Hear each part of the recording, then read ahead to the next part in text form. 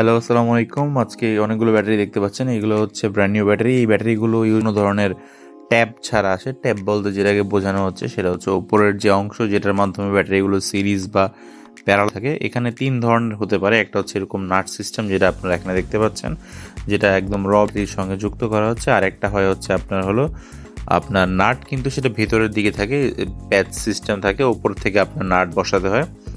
আরেকটা সিস্টেম থাকে, সেটা হচ্ছে আপনার কোনো ধরনের ট্যাব মানে কোনো ধরনের নাট বেরকম এটা সরাসরি সিরিজের মাধ্যমে মানে আপনার হচ্ছে স্পট করা হয়। তো এটা একটা ইন্টারেস্টিং জিনিস আপনাদের যারা হয়তো আগে দেখেননি। আজকের মতো এই পর্যন্তই। ভালো থাকবেন, সুস্থ থাকবেন। আসসালামু আলাইকুম।